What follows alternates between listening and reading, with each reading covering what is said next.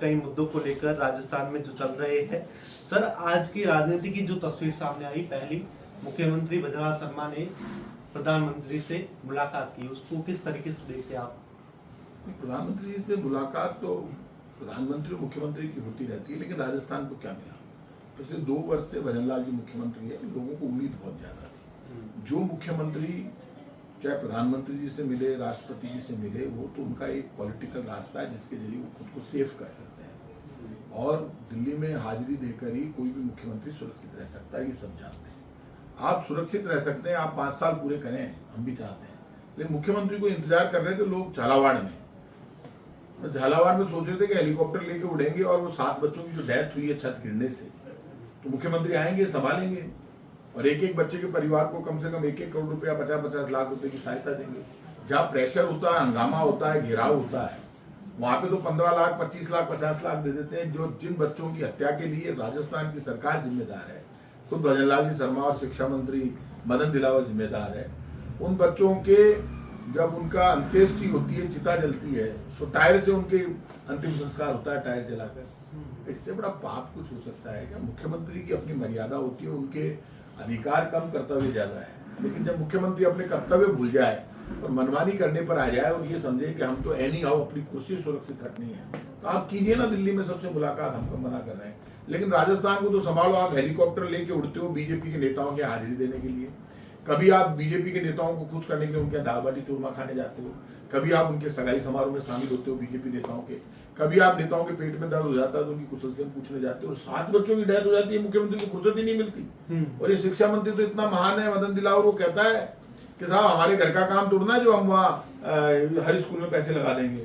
सरकार कभी भी नफे और नुकसान से नहीं चलती, सरकार मर्यादा, सच्चाई और कर्तव्य निभाने के साथ चलती है। आप बताइए, वो मदन दिलावर इतनी बड़ी बड़ी बातें कर रहा था, तो जो सरकार राजस्थान को अपना घर ही नहीं मानती, तो सरकार तोड़ना, वो तो राम भरोसे ये लोग आ गए, ठाकुर जी की इनके ऊपर क्या मालूम क्या मेहरबानी हुई, लेकिन ये आ तो गए, लेकिन वो ठाकुर जी इनका इलाज करे।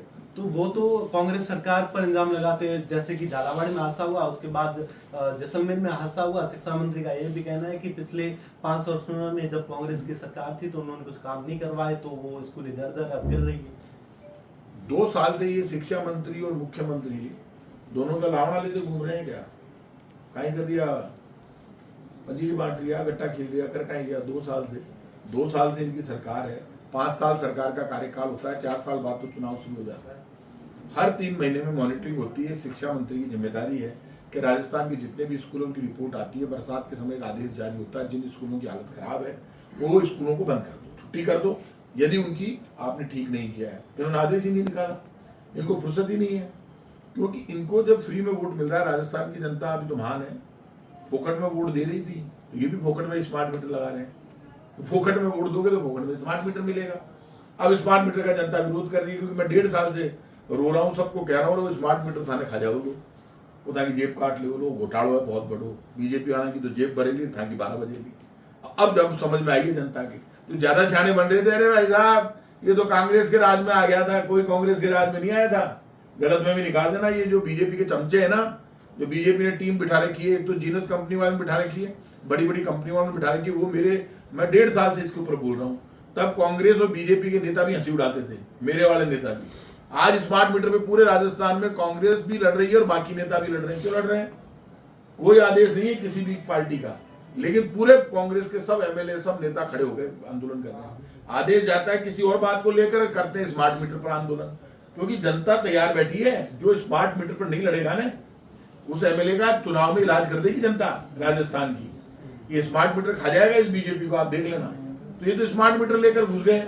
अब वो फाटक गिर गया, फाटक का पिलर गिर गया, तो कल वो शिक्षा मंत्री कहते हैं कि भाई साहब वो तो छत नहीं गिरी, पिलर गिरा है। अरे तो टावर मर गयो काका, शर्म कर, तू अपने आप में सुपरस्टार समझे, बहुत गलत है, बहुत स्मार्ट समझता है खुद को, यूं देखता है, बहुत उतरता है, और बॉलीवुड का खुद को सुपरस्टार समझता, शर्म नहीं आती मदन दिलावर। ये तो नकतो आदमी में हमारी लाइफ में कुछ देखो, इन अकड़ कितनी है, और इतना टेढ़ो चाल है, अरे यार शर्म कर भाई।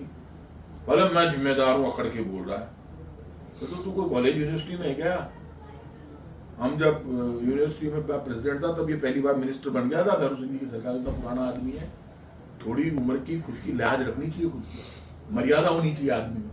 ये आदमी मौतों पे भी मौत हुई बच्चों की, उसके बाद खुद बैंड बाजी बजवा रहा था, बड़ी बड़ी मालाएं पहन रहा था, बस शर्म ही नहीं आ रही थी, नकटा होके बोल रहा था।